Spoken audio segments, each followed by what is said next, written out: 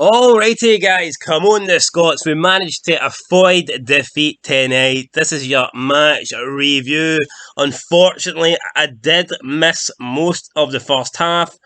I have to work, I'm not a bum that collects benefits, so yeah, I work for a living. Didn't get to see all of the first half. From what I did see, it was not a lot happened. I'll put it that way. It was a pretty poor game, snooze fest, and we go into the break at 0-0. And at 0-0, I mean, you're always giving yourself a chance. And I guess it was a little bit we could do in the second half. As for the team that Steve Clarke started with, I was actually a wee bit impressed. I was happy enough. It wasn't what I predicted, or it wasn't the team I would have necessarily went for, but I was happy with the selection. I still think the formation perhaps could have been tinkered with a bit more, but the selection I think is decent enough. Apart from the centre backs, I was happy that he took McTominay out of defence and put him into the midfield with Mcginn. I was very happy about that. But I don't know, having Hendry and Hanley in the centre back positions, I'll maybe lay off Hanley a wee bit since he did something good in this match, and he did actually score one of the goals that got us the draw. But I mean, anytime you see Hanley on the score sheet, it's not good. It's not exactly the guy you want to see there. There's a reason why he hasn't played since 2018, and we've actually been good since 2018. He's not a great defender, but I mean tonight, I guess he didn't really defend, but he did score a good goal. So you know what, we'll cut him some slack. But anyway, second half starts. I felt like we had the better of the opening 10 minutes until unfortunately Austria scored. Long range strike for about 25 yards out. I think it was it who took the strike? Was it Baumgartner? It might have been Baumgartner, but do you know what? Don't correct me. It was some guy with a ponytail, and I know Baumgartner has had a ponytail in the past, so apologies if it wasn't him. But anyway, he takes the strike.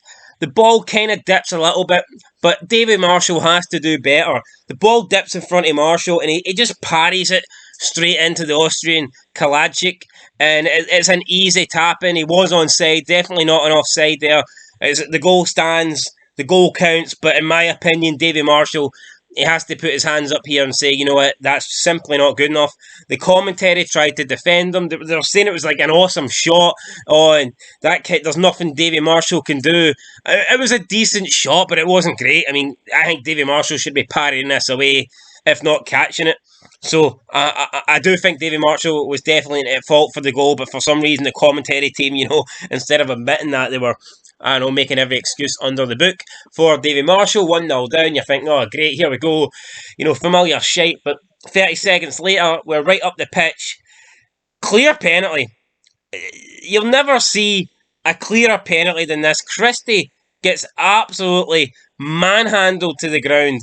The guy is not even looking at the Austrian defender, not even looking at the ball. Got both arms wrapped around Christie, and he is pulling him down to the ground to stop Christie from getting on the end of this cross. And the referee is right in front of you. The referee is about 10 yards away, clear view of the tackle, of the foul. Let's call it what it is. It's a foul. It's a penalty. It's a foul in the box, but the referee somehow he waves off, no penalty, and obviously there's no VAR to save us, and you're looking at this and you can't really, it's hard to understand how this isn't given yet. Like, there'll be the slightest bits of contact and they'll give a penalty. There'll be, like, the ball hits off someone's hand, there's absolutely nothing the player can do about it, they'll give a penalty. There'll be a corner kick and someone will slightly put their hand and tug someone's shirt by the slightest bit and they'll give a penalty. Yeah, this guy can fucking try and kill Christie, he'd try and throw him to the ground as if they're having a wrestling match, and it's no penalty. It makes no sense. I think the referees should come out at the end of the game, and I think they should be forced to explain their decisions and explain why they didn't think it was a penalty, or to accept they made a mistake and to apologise, because people are going, oh, you can't, that's ridiculous, you can't expect referees to do that. If you make a mistake at your job, if you do a horrible mistake at your job, you have to pay the price. You know what I mean? You're held responsible. You have to report why you done that. You're held responsible for your actions. You've got explaining to do. You need to explain yourself. I mean, if I go in my work and I fucking kill someone, I'm going to get called. I'm going to get called into the higher ups, and I'm going to be like, right, why did you do this? I mean, that wasn't the right thing to do. And I think that's what the referee should need to do, because some of these decisions, if it's a 50-50 and it gets it wrong 60-40, blah, blah, blah, you know what, fair enough. But this is like a 100% clear penalty, and the referees no gave it. And it's things like this that referees lose credibility. I mean, the day, and I don't want to say it's match fixing, but because if it's match fixing, then every decision would be against you. But I don't see how such a clear penalty cannot be a penalty. It makes zero sense to me. I thought the referee all night had a bad game. I thought he was terrible, but this was by far the worst call he got wrong, man. Awful decision not to give a penalty to Christie. Then Austria went up. Fair play to Austria. They went up like a couple of minutes later and headed the ball into the back of the net, and the referee gave a push. And I didn't think there was much in it. I mean, I think it should have stood, but then again, if Scotland had got that goal, the momentum would have changed and Austria wouldn't even have had that opportunity. So I think the referees sometimes realise they've fucked up, so they think, right, well, I've made a mistake there. I've cost Scotland a goal, so I'm going to disallow this Austria goal. I think they're sometimes thinking, well, you know what, if I make up for my mistake here, that cancels my previous mistake. But I mean, two wrongs don't make a right. That's not how football works. You can't just say, well, you know what, it would have been 1-0 or 2-1, because Austria wouldn't get this chance if we score, because goals change games. And I think there was nothing wrong with that Austria goal, but the referee, gave a foul for the slightest fucking push. I mean, all night though, Scotland were not getting anything. Our guys were getting tackled to the ground. The referee was very reluctant to give free kicks or, book the Austrian players. Then we did get a goal back through Grant Hanley. Big Grant Hanley with a header. You know what? Happy days. Gets us back on track. At this stage, we were playing with Dykes, and he brought Shea Adams on. Now, Shea Adams contributed nothing to the game, but with two strikers up front, we showed intent, and we were actually playing well at this stage when we were 1-0 down. So we get to one each, and Steve Clarke, in my opinion, in a very negative tactic, takes Lyndon Dykes straight off. So he brings on Callum McGregor, and why? We're at home. We need to try and win this game. Just keep the two strikers on. We're playing well. At 1-0, we were the better team by far. We were looking dangerous. We were creating chances. Even though Andy Robertson couldn't play a ball into the box, he couldn't whip a cross in to save his life. We actually looked like we were creating chances here. We actually had the better of the game. But no, Steve Clarke, I think the guy's great. I wanted him to get the job. I predicted he would be successful, and he has been successful. But come on, man, we're playing Austria at home. We're not playing Germany at home. We're not playing Brazil. We need to try and get a win against this team. A draw isn't exactly... It's crucial that we don't lose, but a draw is not exactly something that we're going to, go home and fucking celebrate and open 10 pints of tenants over, because a draw is not, the greatest result ever. And then Austria go back up, and they go ahead again. Kalajic again with a great header. It was a fantastic header. I can't say anything about Davy Marshall this time. All I will say is, where was the defence? Where was Hanley? Where was Henry? Nowhere to be seen. And the guy rose great. It rose like a salmon. Yep, headed it into the box. Goalkeeper couldn't do nothing about it.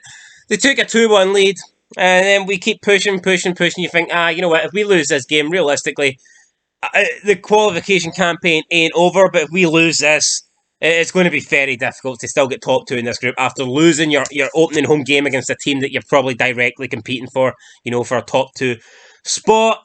And then Andy Robertson whips the only decent ball he had all game into the box. It's headed out by Austria. Then it's headed back in by, I believe, who headed it back in? Was it Callum McGregor? I think it was Callum McGregor headed the ball back into the box. And John Mcginn, the hero, the saviour of Scotland, the best player on the pitch, the best midfielder in the Premiership, the guy that would walk in to the England team. He's better than your Mount. He's better than your Foden. This is the guy, right? See if this guy wore an English shirt, man, they'd be masturbating over him 24/7. It is what it is, right? This is the guy that should be going to Man United for 60, 70 million, right? John Mcginn, overhead kick, great fucking goal. A couple of minutes ago, he had a header that was miles over the bar, and you're thinking, "Fuck you, McGinn." But then he does this, so you can't really hold it against him. And John Mcginn gives us the 2-2 draw, and then it sort of just fizzed out the game. And we didn't really come close to, getting a winner. Even late on, the players kind of seemed reluctant to go for it. So it's a 2-2 draw. It's not ideal. It's not the best result we wanted, but it's a result that it's okay. We're still in the group. Obviously you want to win your home games, but I feel like it was more important not to lose this game than it was to win it. That might sound negative, and I understand if people feel that way, but I feel like you can still do something with a draw here, whereas a defeat really, really puts you on the back foot. So there you go, guys. It was a 2-2 draw. Was it the greatest game I've ever seen Scotland play under Steve Clarke? No. Was it the worst game? No. Was it the worst referee? Fucking yes. This referee was garbage. Get him out. Get him out.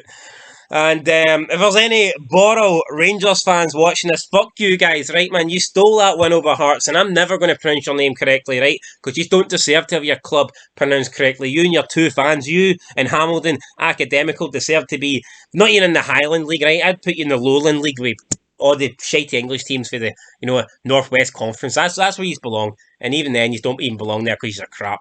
So there you go, Borough Rangers. Just wanted to put that out there. And great draw for Scotland. After, I didn't want a draw to start, but when you're getting beat twice, you've got to accept a draw, you know what I mean? It is what it is. Good draw for Scotland after being twice down to Austria in this must-not-lose game. So there you go, guys. That's the review. Let us know what you thought down below. Who did you think was our man of the match? I'm going to give it to John Mcginn. I think the guy's great. I think he is. And then that goal he scored was just the icing on the cake. Who am I unhappy with? Who was the FUD of the match? I'm going to go with Davy Marshall. I think he should do a lot better for that opening goal. You know what? Second goal. Davy Marshall actually made a couple. There was one occasion where Austria were offside and he made two amazing saves. The only problem is they didn't count because Austria were offside. But I think Davy Marshall for that first goal is massively at fault there. And I'm not going to apologise for it. So there you go. Man of the match, John Mcginn. FUD of the match, Davy Marshall. And it's a 2-2 draw, guys.